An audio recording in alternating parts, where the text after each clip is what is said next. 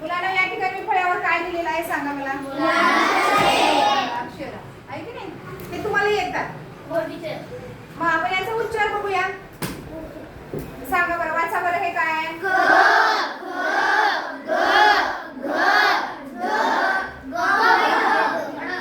काय म्हणायचं याला?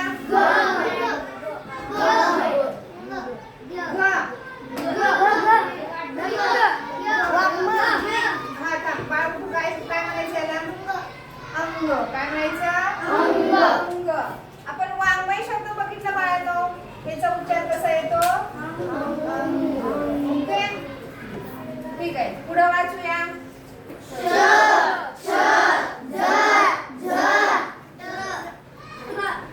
आता याचा उच्चार नाही आला आपल्याला, ठीक आहे. त्याला म्हणायचं न. काय म्हणायचं? न. ओके, हे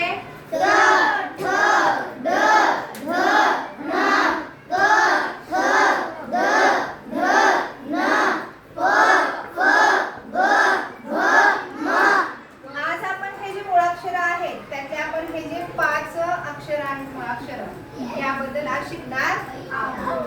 आता ह्याचा उच्चार काय झाला? काय झाला? उच्चार कसा आला रे तो माझा? कुठून आला? हे काय आहे? हे पण काय आहे? हे आता हे सांगा, उच्चार कशातून आला मला सांगा बरं.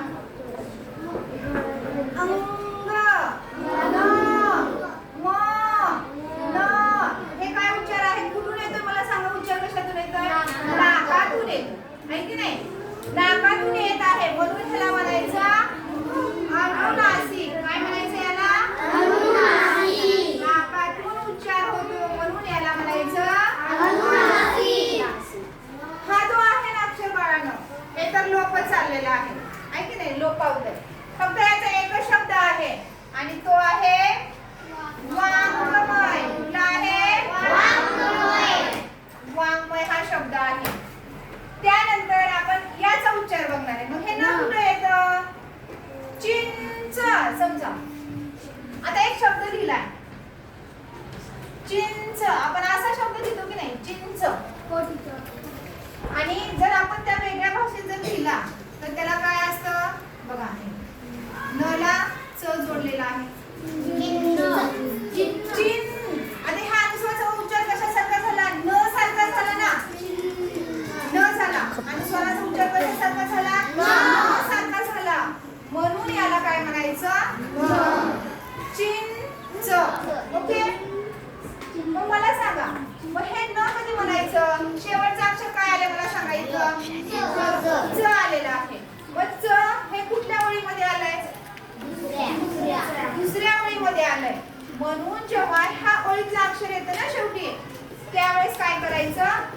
उच्चार कशासारखा होतो? या न सारखा होतो. कारण खाली पण न आहे, हे पण न आहे, हे पण न आहे.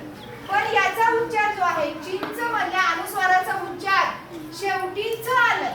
शेवटचं अक्षर बघायचं आणि हे शेवटचं अक्षर या 5 ओळीमध्ये कुठं आहे हे शोधायचं आणि त्यानुसार त्या नचा उच्चार होत असतो. आलं लक्षामध्ये? आता एखादा आणखी शब्द सांगा मला अनुस्वाराचा.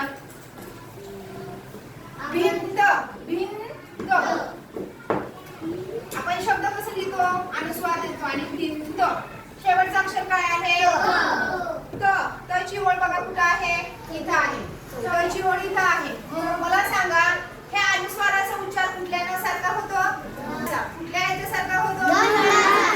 लक्षात आलं? एखादा अनुस्वाराचा शब्द असेल आणि त्याचं शेवटचं अक्षर चेक करायचं आणि शेवटचं अक्षर ह्या मुळाक्षरामध्ये कुठल्या ओळीमध्ये येतंय त्यानुसार तो नचा उच्चार होत असतो. आणखी एखादा शब्द सांगा मला. अंगण. अंग घेऊया. अंग. अंग. शेवटी काय आले बाळांनो? ग ची ओळ बघा कुठं आहे? पहिली आहे. मग मला सांगा, या ठिकाणी याचा उच्चार आला की नाही? अंग. ओके, मग ह्या ओळीमध्ये ग इथं आहे आणि शेवटचं हे जे अंग उच्चार आहे ते काय आहे? हे. म्हणून हे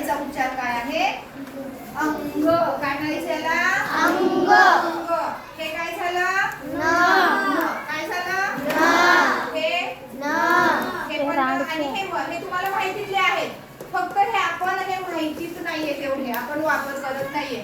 म्हणून याचा उच्चार काय आहे? अंग. काय आहे? अंग. आणि हे